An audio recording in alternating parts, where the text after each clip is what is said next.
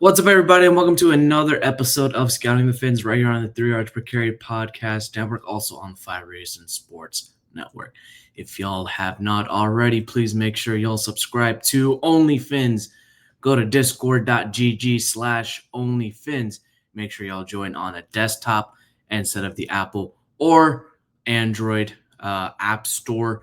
You'll get upcharged by an extra dollar. It's $2.99 to read only and $4.99 for all access a month to listen to me, Coach, Eric, CK, Alpha, Simon, and even Kyle Krabs is on there. So what are you guys waiting for? Go ahead and join OnlyFins. Only $2.99 to read and $4.99 to actually talk to all of us and get Miami Dolphins news. Joining me on today's episode is Coach and Eric. Gentlemen, how we doing? Hey, doing well. Good to be back on with you guys. I missed the opportunity to talk defensive lineman with you guys earlier in the week, but we are here today to talk linebackers. I think it's important to kind of put out there early in the show that one of the players that we're not going to talk about today is Arvell Reese. And a lot of people, there's been some discussion as to whether or not he's an off-ball linebacker or an edge. We did talk about him with the edge group, and just to kind of reiterate, I think that all three of us were very high on him and felt that whether he is an edge or an off-ball linebacker, he's a great player no matter where you put him. But just wanted to put it out there that all the players we're going to talk about tonight, it's not excluding Arvell Reese. We've already talked about him previously. Yeah, I don't think it. I very much. Yeah. Okay. Yeah, I think. I was just going to say, I very much appreciate the disclaimer at the top. Eric, speak for the both of us. No. I was just going to say I appreciate the disclaimer at the top there because it's just I'm very glad you're preempting it now because there are going to be people otherwise that would be ripping us to shreds on excluding Arvell Reese. But I'm excited to be here, talk some linebackers in, again, a position group that I feel really good about in this class overall.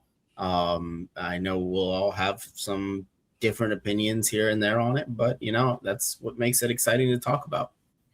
Yeah, for sure. And for the Arvell Reese dilemma, I don't necessarily see him as position fitting for a linebacker, nor do I see him as a position fitting as an edge rusher. He's more of like, an all-around guy where you line him up anywhere and he'll be a star. I think with, Arvell Reese, we talked about him in the edge rusher class. I think he's best suited in Hafley's defense to just get after the quarterback, and not necessarily so much in coverage, which, we'll talk about a lot of this linebacker core, which, they can hang with some of these guys in coverage. They can rush the quarterback as well, and they can defend up against the run. But the big thing about linebackers in Jeff Hafley's defense is that these are your pressure guys. And, they're not going to be asked to blitz a lot. But what they are going to be asked for when they blitz is to get home. They got to win on those time pressures. They have to set the edges in those simulated looks.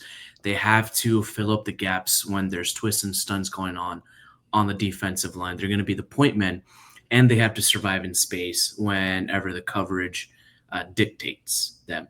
Now, look, guys, Miami already has a hammer in Jordan Brooks, right? This draft, whether or not Miami does draft a linebacker, I think they should, is about finding that multiplier that can work alongside and complement Jordan Brooks. Yeah, I think that throughout the entire season, Tyrel Dodson was kind of I don't want to say a victim, right? But he was a target of a lot of criticism of this defense, and a lot of people wanted to see Willie Gay play more than him because Tyrel Dodson was not playing up to the standard that Jordan Brooks had kind of set for that position. So I do think that it is important in this draft to be able to find that complement to Jordan Brooks. I think will help unlock him as well to find a nice versatile piece to pair with him and, allow him to do more of the things that he does well. Yeah, I completely agree. I mean, the linebacker position just in general, I think that there was some overall lacking behind Jordan Brooks this season. He had a phenomenal year himself, but the position otherwise, kind of felt like a rotating door where, Tyrell Dodson, okay, well, he's probably not the guy, he's likely to not be on the team next year if I had to just guess right now. And so I think finding a piece, like Coach mentioned, that's versatile in this defensive scheme that can play in space, but also, fit the run well and blitz and navigate traffic in the box is going to be a really big thing for this defense, because you look at the Packers and you look at their linebacker core, it's definitely a really strong position group that they've had there. Yeah, the Dolphins really only have Jordan Brooks, Tyrell Dodson, who could be a potential cut candidate come this offseason. Jackson Woodward and Casey Osai, those two are developmental. Willie Gay and KJ Britt are actually free agents come March 11th. So really, I do think Miami should draft a linebacker this class. And we'll get to talk about them in a little bit. But first, we got to, as always, talk about the thresholds and the athletic baseline for these linebackers. So starting off, they got to be at least 6'2.5", nothing under 6'1" for the most part. They're usually around 238 pounds, average 240, around a 33-inch arm length.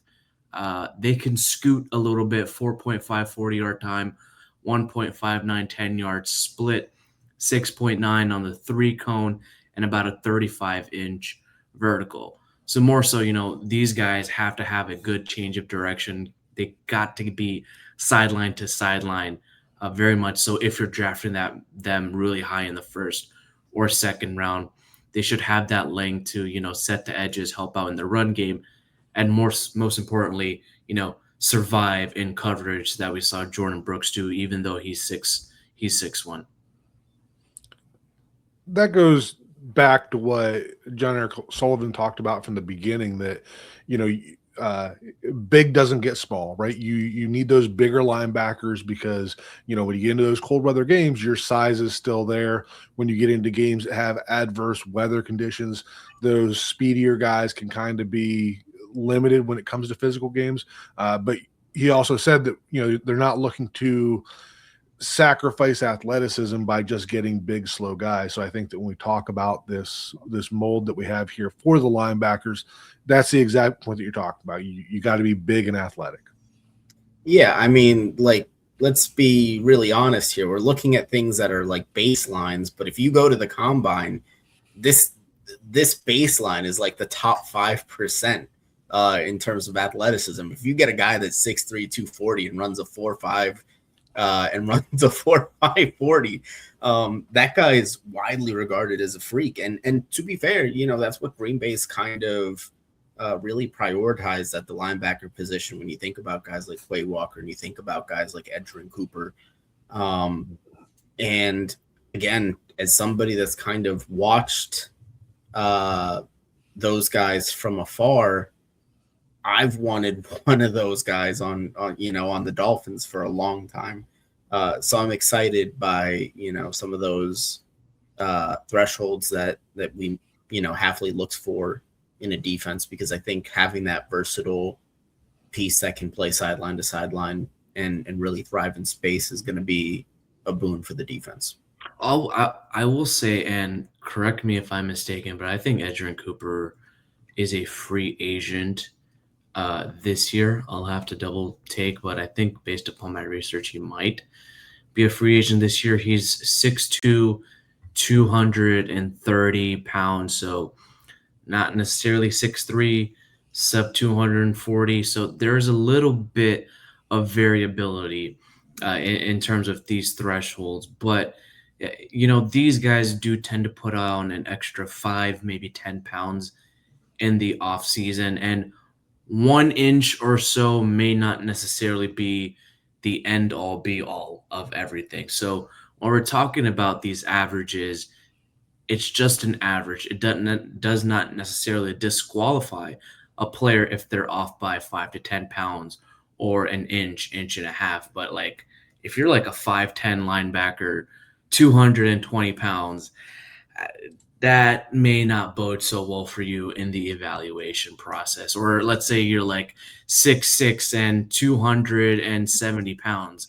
I don't think you're going to be asked to play linebacker in this defense for sure. Maybe like, on those sim pressures, you're out in coverage for like 2 or 3 snaps a game, but not so much 20 to 25 snaps. So there is a little bit of variability in this. So with these linebackers we're going to talk about, there's 4 archetypes. As you know, in the previous 2 shows, we've had 3 archetypes. But for the linebackers, because of how each player is a little bit different and the depth of this class, we group them into 4 different types of archetypes. You have your defensive multiplier, which is going to be, your best of the best in terms of this defense. Your second one is going to be your pressure guy, who's a blitzer, a stunt weapon, can shoot through the A-gaps. Your third guy is more so your run-first stabilizer that can win on those early down runs and make sure you're best suited to be in second and longs and third and longs. And then your fourth archetype, your last one, is your developmental role players that have the opportunity to grow into, either run-first pressure guy or maybe work their way up to be a guy who can really work in coverage. So the first one we have, and I don't think it comes as a surprise, is Ohio State's Sonny Styles. Yeah, I think that for all 3 of us, excluding Arvell Reese, Sonny Styles is at the top of the board for us. A fantastic player. A guy that's comfortable in space. He does have the ability to go up and play on the end of the line of scrimmage, but not something you want to see him doing for an entire game. He's an excellent tackler. He doesn't run around blocks. Like when I look at linebackers, I love the guys that will run through blocks, that can engage, stack, shed, and that's exactly what you're getting in Sonny Styles. Another doesn't have the same versatility as Reese, but still a guy that when you talk about force multipliers, that you can move around to allow guys to do different things, to be flexible when offenses have shifts or motions where you're not putting yourself at a disadvantage. Sonny Styles is an excellent guy to pair with Jordan Brooks if that ends up being the pick. Yeah, you want to talk about, just a poster child for an absolute freak of nature athlete. If he does perform all the combine drills, he's going to be one of the guys that kind of goes viral in Indianapolis, because this dude, you can see that he played safety for the first couple of years at Ohio State, definitely. And then he put on 20-something pounds, got to about up to 243, I believe, at 6'4". Really, really aggressive tackler in space. Maybe not the best in zone occasionally, but he's a really good man defender when you line him up against tight ends in coverage. And again, you want to talk about just violence when you watch a guy play and sideline to sideline ability. It's Sonny Styles all day. He's the guy that I would see is very much in range, even at 11 for the Dolphins. Yeah, I think if he's at 11, that's a home run pick. Although the only person who I would pick over Sonny Styles at 11, if he is available at 11, there would actually be 2 guys. One would be Ruben Bain Jr. for sure. I think we can make a very good argument for that. And the other guy would be Caleb Downs from Ohio State as well. I think I could make a very, very good argument. Coach Eric, do you guys agree on that? Yeah, I would put Arvell Reese ahead of Styles personally as well. But if somehow, yeah, right. 11. But in terms of off-ball linebackers, Sonny Styles is the only linebacker in this class that would be worthy of the guys we're going to talk about tonight. Yeah. That would be worthy of that number 11 pick. Yeah. The second guy we'll talk about is actually one of Coach's favorites, Anthony Hill Jr., he's got a 12.3 pass rush win rate, graded out as almost a 71 in run defense, 9.7% havoc. When quarterbacks threw at him, they had a QBR of less than 87%. However, he had a missed tackle rate of 11.3%, coach. Yeah, and one of the knocks that seem to be on Anthony Hill is that he's not great in coverage, and I don't know where that came from because I don't really see it when I watch him. I think he's another very athletic linebacker.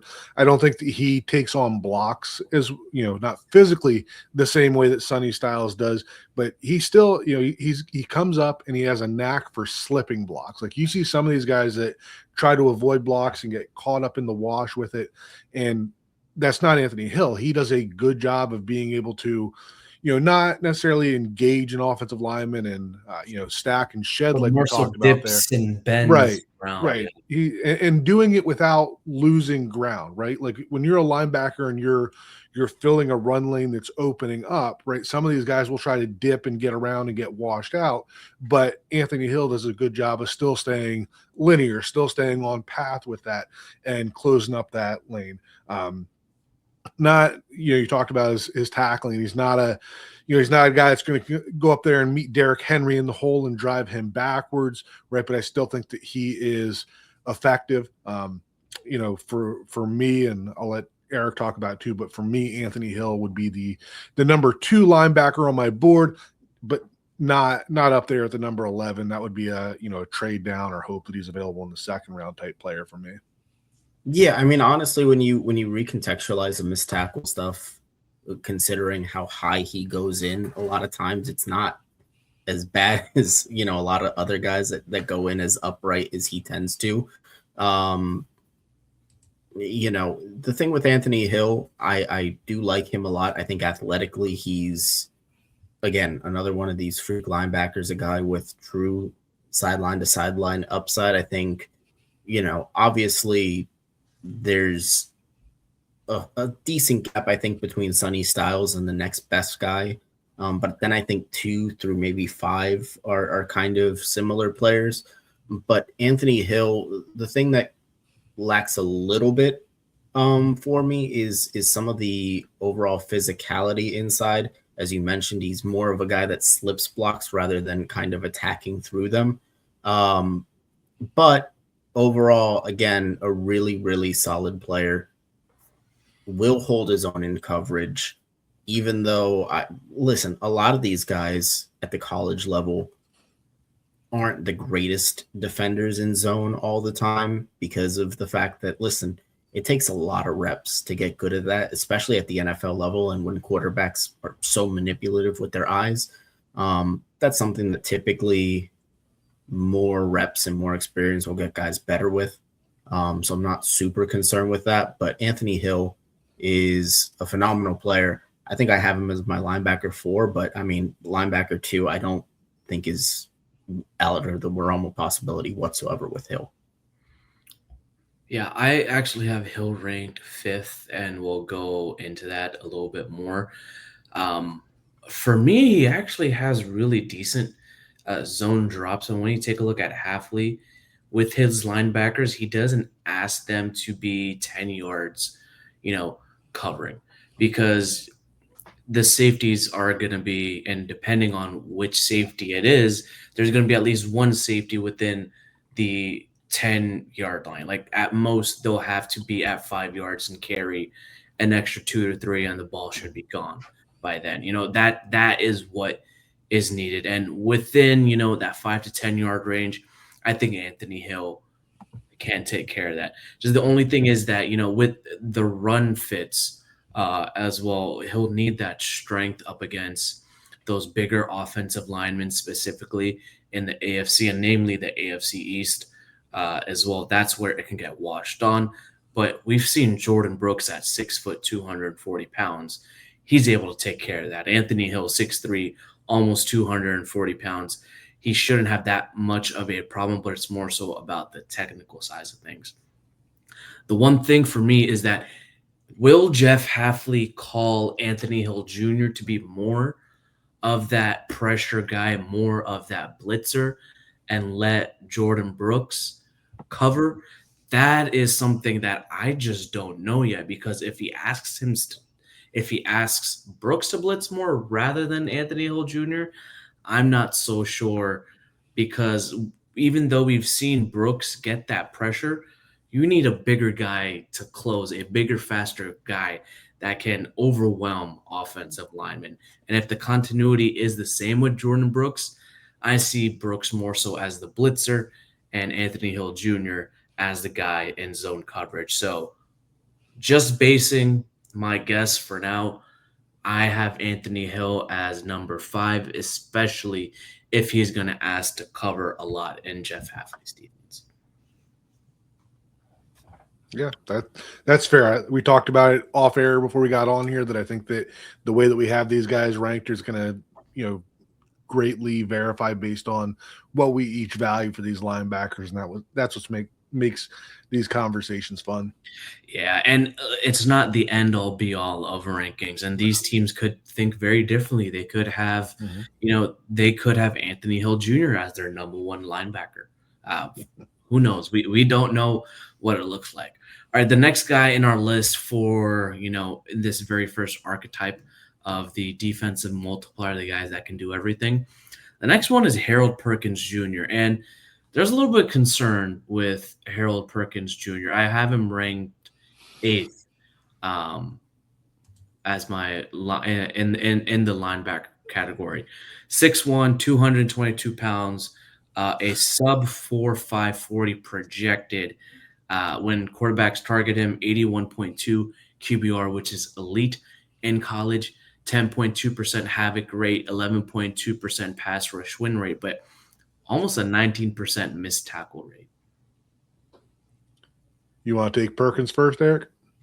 Yeah, I mean, listen, in theory, I like Harold Perkins as a compliment to Jordan Brooks because of what I think he can do in coverage. But my concern is he feels more, he feels more like a overhang defender, Swiss Army knife, than rather a true linebacker to me. I mean, at 6'1", 222, he might put on 5'10" pounds, but you always worry about the quicker guys putting on weight and kind of losing some of that speed, because I think that that's very much part of what makes Harold Perkins, an attractive draft prospect. The production is certainly there. I think he's a tremendous cover guy. Like you mentioned, he's a good blitzer. But again, the physicality for a linebacker, he's going to get washed out in the box quite a bit. He's going to miss a few tackles. And then on top of that, we've talked about it again and again through this process of the Dolphins wanting guys that are available and healthy. He does have the major history in his back, or the major injury in his background. So again, I like the player. I don't think he's a bad player by any means. I just don't know if he's really a quote unquote linebacker at the NFL level, and the injury kind of worries me. Yeah, I agree. I think you have to have a very specific role for Harold Perkins. When I watched him, right, played in space a lot, good athlete. If he was a little bit better athlete, I feel like I would probably be talking about him as a possible convert to safety, but I don't think that he's quite good enough to athlete to make that move.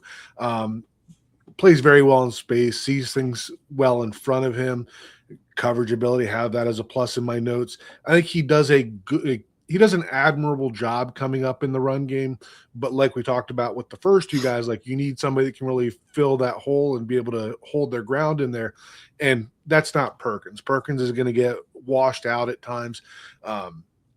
I think that, when I picture a role for Harold Perkins in the NFL, like I see him more as like your old school Will linebacker. Like you had your Sam linebacker that played over a tight end, your Mike, and then your Will was the guy that played on the weak side, a little more in space. You don't see that as much in the NFL today, but we talk about what Hafley did in Green Bay, right? They used more third safeties and more third linebackers than they did a third true cornerback. And if they look to do the same type of stuff in Miami, then Perkins could be that third linebacker that comes on the field. I think that would be a great fit for him. But, like you talked about, that's not something you're looking to do obviously in round 1 or even round 2. Like we're talking later in day 2 into day 3 till you're looking for somebody to fill that type of niche role. Yeah, I don't think he's built for those interior fits on those early downs, but Coach, you're hitting the money right on the head, right? You're hitting the nail right on the hammer right there, or you're nailing the hammer right You'll into get it the one of these nail. days. I'll get one of them third time's the charm, but I see him more as that Will Star type of hybrid that we're seeing out of linebackers nowadays. Now, I have some concerns about his size for sure, but the reason why he's in this archetype of that multiplicity is because on those second and third down passing fits, he's a hybrid guy. And if the Dolphins don't necessarily have a third or fourth safety that can play, because we don't know what that defensive backroom for Miami will look like right now. Like, we're close to hitting free agency. We don't know what the draft is going to look like. But this is where we are at this point in the season where we're doing this podcast. Like, we have to talk about all eventualities at this point, because of all the guys in this class, Harold Perkins has the best coverage ability so far based on Jeff Hafley's defense, because again, he's not going to be asked to cover beyond 10 yards all the time. You can see him more so as the big nickel guy that can be your blitzer, that can be your overhang guy in coverage, as Eric, you said it, and that may give some quarterbacks and some slot guys and some wide receivers some fits, because he's 6'1", could potentially be 6'2". He's a much bigger guy, and he's a much stronger guy than most defensive backs as well. And it's going to be very frustrating once wide receivers and even some running backs and tight ends start getting hits from him, because he can hit, and he's got phenomenal closing speed as well. If you send him as one of those blitzers on those sim pressures, or you get him up on the edge around a bigger guy like a Bradley Chubb, or utilize him how Chop Robinson was used at Penn State, where he's running around the field, you don't know where he's coming from, you put him behind the guy and zoom, he's in the backfield. So there's some pros and cons with Harold Perkins there, but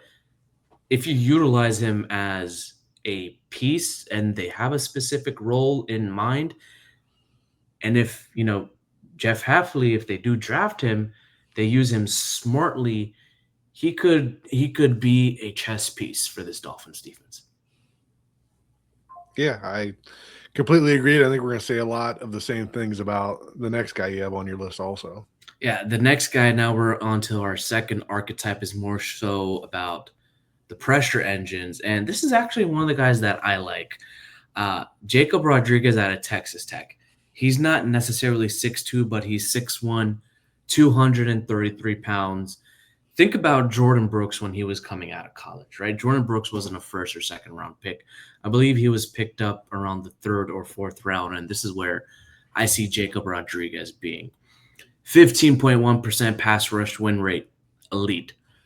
82.4 run defense per PFF, elite. 11.3% havoc rate, elite. Around 74 tackles last season, but a 15.1% missed tackles. But I think we need to contextualize that, because that Texas Tech defense had a lot of monsters on that defensive line. Yeah, I mean, well, Jordan Brooks was actually a first-round pick by the Seahawks, number 27 overall. He came in. Wow. 6 foot, 240 pounds. Man, I don't know my history. I just know that one because my son is a Seahawks fan. Thankfully, he is enjoying a team that has won recently, unlike us. What I find interesting with my notes on Jacob Rodriguez is that I watched him on a separate day, might have even been a separate week from when I watched Harold Perkins, but my notes are very similar between the two. Another player that, like, his frame really concerns me in terms of a 3-down type linebacker. Like, I get what he's listed at, but it's like he's not thick for a linebacker. Like, he's not a Zach Thomas thick neck type linebacker by any means. Another very good moves very well, right? But the kind of guy that I have worries about him getting washed out in the run game. But the dude can play, right? He's going to get in there. He's going to make tackles. He's going to be productive, but there's always going to be that but with him, right? This is going to be the type of player that even if he becomes a full-time starter, right, you're going to get into the 3rd and 1 situation and he's going to get washed out by a fullback. So for those reasons, for me, like, that's the only reason that I'm a little down on Jacob Rodriguez, is because I feel like there's kind of a hard ceiling as to what he can be as an NFL linebacker. And, there's only so much that you can do about that size. And we talk about the Jon-Eric Sullivan and Jeff Hafley, favoring the larger guys. I'm not sure that they'll like him in that sense. But again, I love him as a player. I just have concerns about the way that his frame will translate in the NFL game. Yeah, the thing with Jacob Rodriguez is he's really he's such an old school linebacker in the way that he plays the game, just from he's extremely instinctual. And that's kind of what he's used to overcome some of his athletic limitations, is that, in those run plays where he isn't necessarily getting washed out, he wins by kind of seeing where the play is going to go and diagnosing really early, and getting there. I think the same thing kind of in coverage is he's going to be a guy that kind of has to diagnose quicker to overcome maybe subpar speed at the linebacker position. I'll be interested to see how he runs if he does run at the combine, because if he does end up maybe sub 4.7, then I think the calculus kind of changes on him just a little bit. But a lot of what Coach said does apply. I think the play strength is going to be a big concern at the NFL level. Again, I like the durability with him, and that kind of puts him a little bit over Harold Perkins for me. The coverage wasn't as bad as you would think it was, for a guy with just 4.7 speed, particularly in the box. But overall, Rodriguez does lack the overall athleticism and size. But again, really instinctual player. I think down the line, he could be one of those linebackers that, again, he's going to have to win with his instincts rather than his athleticism. And that's a tough way to win in the NFL. But we have seen it happen before.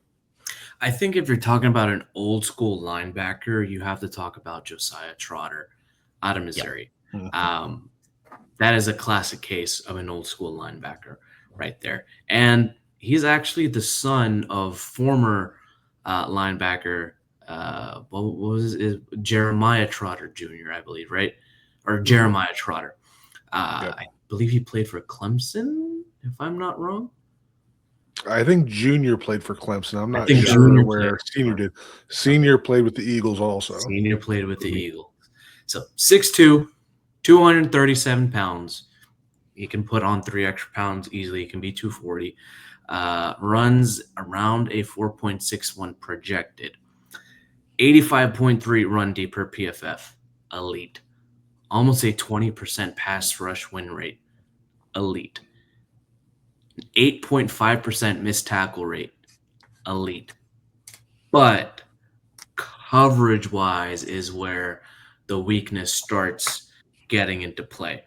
Almost 107 QBR against him. He's got a very sturdy and strong lower half of his body. He can downhill right into the gaps in their run game. But when you ask him to cover sideline to sideline, carry those tight ends and linebackers, that's not his forte, right? He's more so of a guy who's there on early downs, can blitz into the gaps, helps out in those stunts. But if you ask him to cover, he better have that safety help as well around the middle of the field.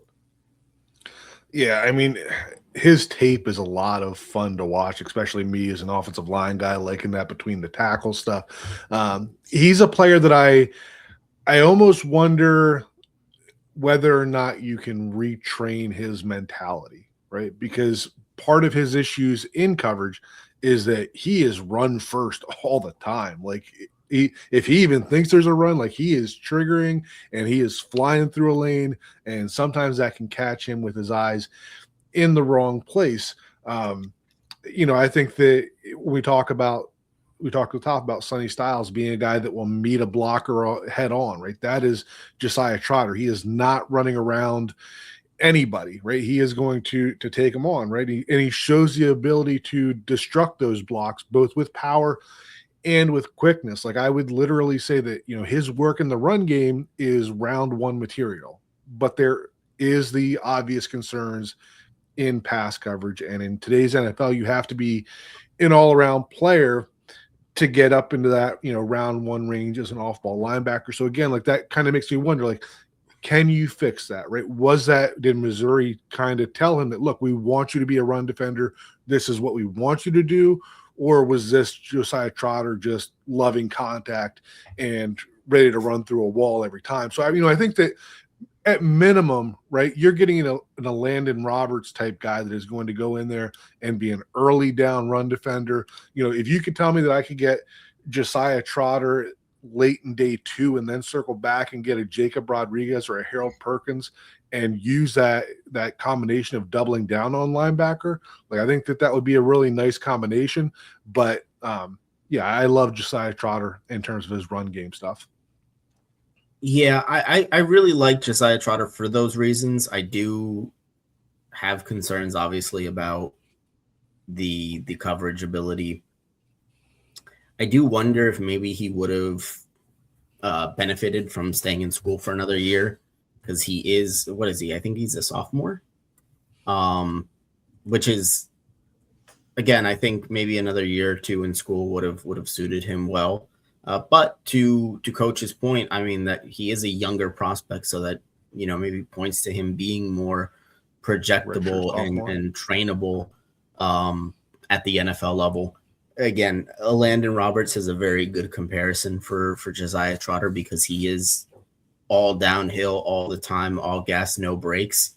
And again, it's a really fun guy to watch. The only thing that I do have some concerns about there is, again, we spoke about at the top of the show, Jordan Brooks being the hammer. You would definitely be doubling down on another hammer in Josiah Trotter. And again, listen, Jordan Brooks isn't going to be around forever. But I don't know if Josiah Trotter is the right fit at linebacker next to him. But as Coach mentioned, if you're looking at a guy late day 2, and that's kind of when I would start looking at a Josiah Trotter, and you can circle back on day 3 and get a guy that maybe plays a little bit better in space, I'd have no issues with that. All right, and with that, we are going to take a quick break. Cold days, big goals, no time to cook. Factor makes healthy eating easy with fully prepared meals designed by dietitians and crafted by chefs. So eat well without the planning or cooking. Inside of any Factor meals, there's no refined sugars, no artificial sweeteners, and no refined seed oils. Always fresh, never frozen, ready in about 2 minutes. No prep, no stress. There's about 100 rotating weekly meals to keep things fresh and delicious throughout the winter. For me, what I really like about Factor is that there's a lot of options, specifically, high protein, calorie smart, a Mediterranean diet, GLP-1 support, and ready-to-eat salads. I know I've mentioned it multiple times, but again, the miso salmon with that miso glaze is super duper yummy. I'm able to meet my protein intake, and it can be a little bit calorie deficit for me since I am on a diet. So once again, head to factormeals.com/3yards50 off and use code 3yards50 off to get 50% off and free breakfast for a year. Eat like a pro this month with Factor. New subscribers only. Varies by plan. 1 free breakfast item per box for 1 year while subscription lasts. Once again, that's 3 yards 50 off. Use code 3 yards 50 off. And we're back. All right. Another guy within this, pressure type of archetype is Alabama's Deontay Lawson. Now, look, I do like his metrics, although there's a little bit of a concern with his, lower body injury in 2024. He's also missed some games as well with ankle issues. And if you've heard anything we've said, Jeff Hafley, well, more so Jon-Eric Sullivan, likes to have players that have played 2 years straight, unless you are an absolute elite athlete. And I don't think that goes well for Deontay Lawson. Yeah, I'll be quick on this one. I don't see him as an elite athlete. I don't feel like he's going to, his top speed, I don't think is going to be in the same range as some of these other guys that are similar sized. He's not as physical as, Rodriguez, or guys like that. I think he can get engulfed in the run game. So, being small and lacking aggression in the run game is a bad combination for a linebacker. This is a guy for me that I see as a day 3 special teams type guy that's really got to earn his time on the field. Yeah, Lawson, I mean, I'm not again, for a guy that makes his hay in the run game, like Coach mentioned, he's just not the athlete that I would want. I don't think the play strength is necessarily there. I mean, you look at a guy like Josiah Trotter, and at the very least, you see the juice athletically to where, if you can get him to, it's really technique issues in coverage, not necessarily, hey, this guy isn't really the athlete to have the range. With Lawson, again, I think he's a good leader. I think he knows where to be in terms of a lot of these run fits, but at the next level, I just don't know if it's going to play with his, he's just not as physical as Trotter, and he's not as physically gifted as some of these other guys. And if you're going to be just a first and second down, kind of run stopping linebacker, I don't know if that's really a good combination. I don't think I know we talked more so about his cons, but I don't think he's not that good in zone coverage. I think he's above average. He keeps his head on a swivel a lot, just trying to identify those multiple threats across the middle of the field, trying to read that quarterback, squeezing those throwing windows. And if you watched him a little bit, he's got decent enough processing skills at the second level, which is also why he was given the green dot at Alabama. Yeah, his leadership is there, but he also does fire downhill, which is why he's in that pressure category where he can run up those blitzes, and he can act as a really good tackler behind the line of scrimmage if you do give him a clean look. But I think maybe, Eric, when you're talking about that zone coverage, it's more so about like when you're dropping pretty much, and it's a lot of option routes by the running backs and tight ends. We don't see a whole lot of option routes in the NFL. You see that more so in college, namely up against Texas, Oklahoma, the SEC schools as well. You don't necessarily see that too much in the NFL. So I think that might be a little bit an unfair judgment on him, but you guys are right about, his athletic limitations, and that's where his, elite processing comes in. You might not be the best athlete, but if he's able to diagnose some things, that may be able to get him onto the field quicker, but maybe not as much. All right. The next archetype is more so your structure run fitters. The first one on this list is CJ Allen out of Georgia. And I actually have him as my number 2 rated linebacker on my big board. Yeah, and I have him at 3 rating. That's behind Styles and Hill. Another player that I am very high on as well. I think that a lot of my notes for Allen are very similar to Styles, but kind of a step down from it. He's a little bit slower in terms of processing the play, right? But once he does that, the trigger, his ability to play forward is very good. I feel like he plays well in coverage in both man and zone concepts. I think he does a good job taking on blocks at the point of attack.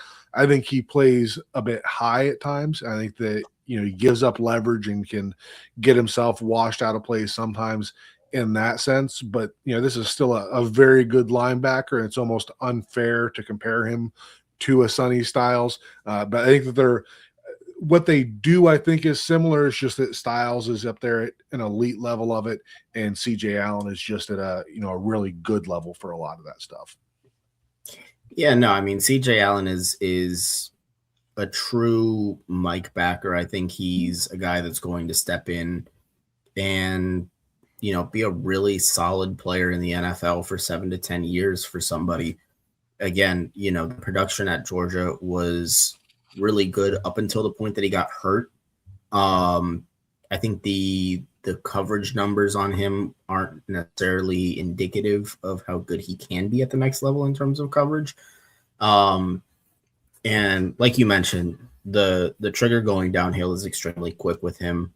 The processing is, again, while not elite, still very good at the linebacker spot, and he plays with a really high level of physicality that, even at 6'1", 230, he might be maybe just a tad undersized, but I don't think that really matters for a guy like CJ Allen. I think he's going to step in, like I said, and just be a solid linebacker, kind of a jack of all trades, master of none kind of guy, but just solid all around. Yeah. The next guy on the list is Jake Golday, 6'4", 240 pounds, runs a sub 4.6, and this guy is very highly athletic. 105 tackles last year, 43 run stops in the last 2 years. He's projected to have a 4.25 shuttle run, 36-inch vert, and his fastest run was 22 miles per hour in game. Although he has not had a lot of pass rush success the last couple of seasons, which again leads me to believe he's a run defense first type of guy. Gonna let you take him first, Eric, because I think you're higher on him than I am. Yeah, I like Golday a lot. I think Golday kind of suffers from the fact that he's been a man without a home for a little while. Cincinnati really kind of used him in a variety of roles.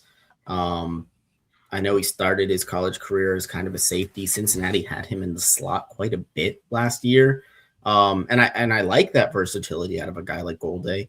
But I think it's kind of, he doesn't necessarily have the processing that you would want out of a linebacker out the box. And he is a guy that does rely on his athleticism to kind of, make up for that a little bit. But I think as a guy that doesn't have a ton of reps at the linebacker spot, he's a guy that I think will get better with time as far as his processing goes and diagnosing plays, both against the run and the pass. Really aggressive in coming downhill. Plays with good strength, but he does play kind of upright quite a bit, and so blockers will kind of get up underneath him occasionally.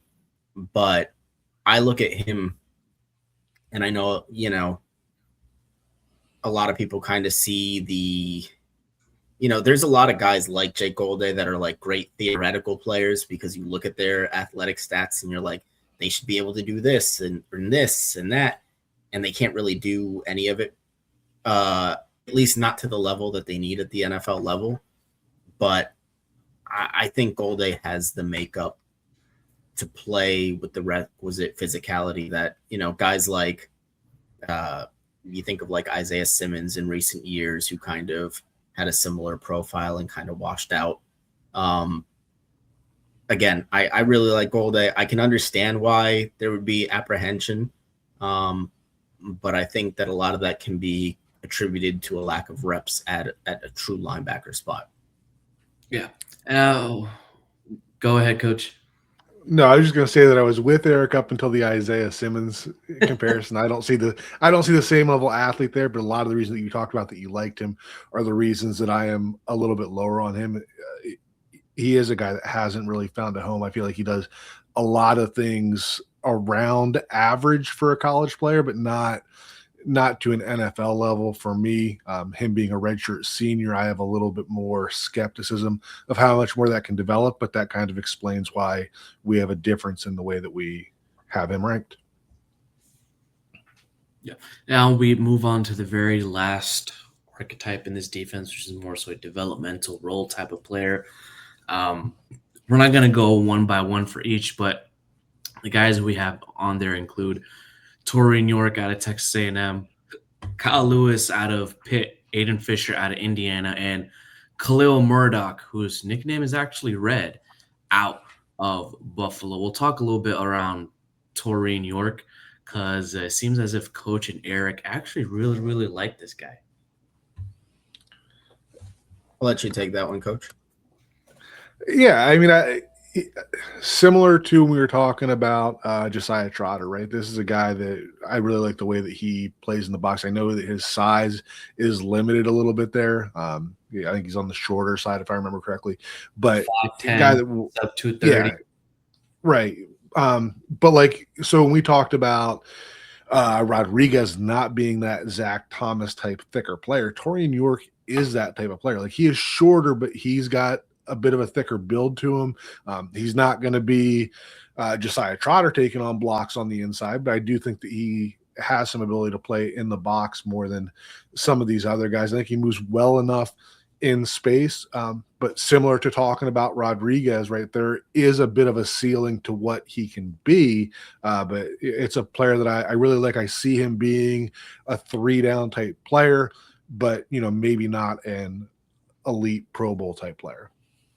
Yeah, I mean, listen, the thing that draws me to York is, like you mentioned, number one, I think the physicality at his size. Like you mentioned, he's 5'10", but he's 230 plus.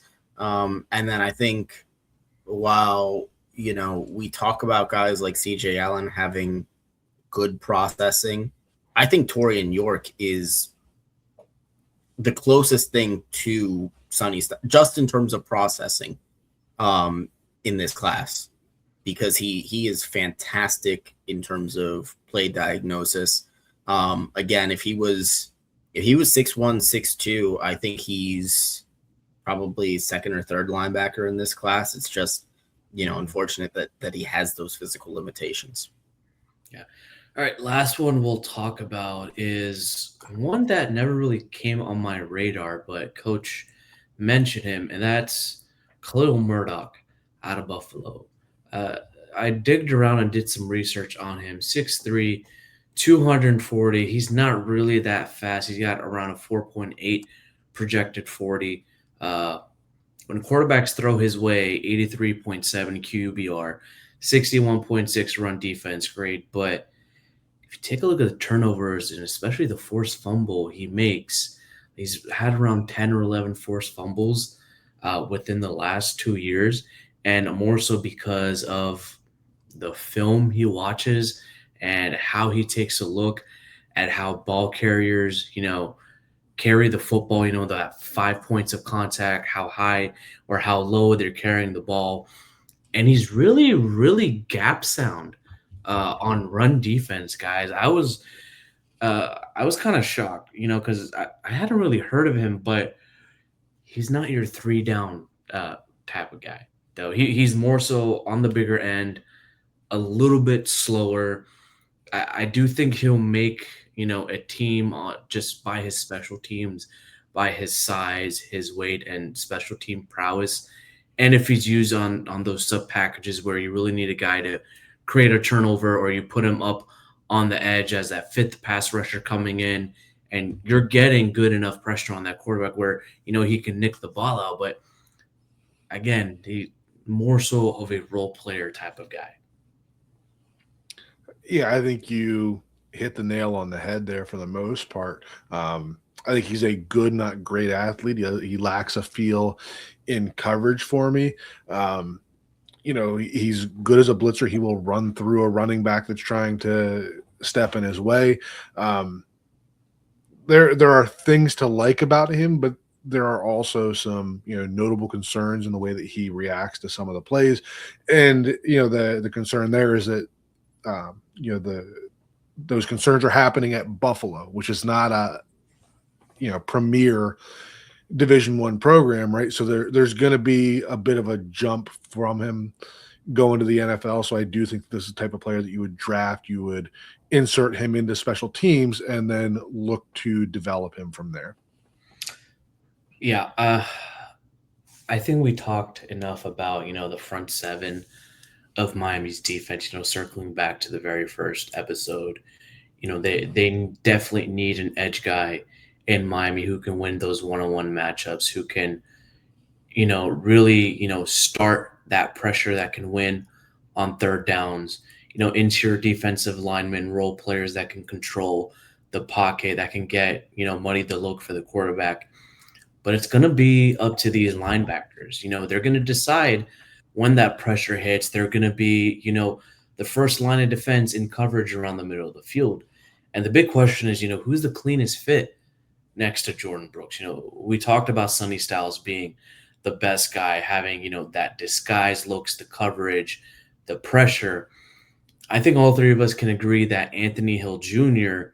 is also another one of those guys. If you want that pressure chaos, coupled with good to decent enough coverage. But it sounds like, everyone else kind of fills a role that is not necessarily first or second round worthy based on Jeff Hafley's defense. Yeah, agreed. I mean, I think there's a lot of guys in this draft that do at the off-ball linebacker position that do certain things well, but there's only a couple of guys there that you can put in there and are going to do everything well. Yeah, I mean, listen, you've got there's a handful of guys that are 3-down guys that can be 3-down guys. But as Coach mentioned, everyone else are specialists to varying degrees as to how good they are at those things. But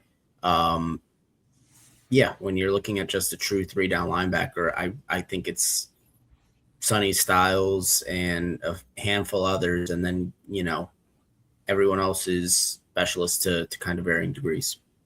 Yeah. All right, that's pretty much it for the linebacker episode. Stick with us here on Scouting the Fins. We'll talk about the defensive back group next. Don't know if we'll talk about corners first or safeties, but you'll know when the next episode hits. As always, you can find us on the 3 Yards Per Carry podcast feed, also part of the 5 Reasons Sports Network. As always, go Fins, baby.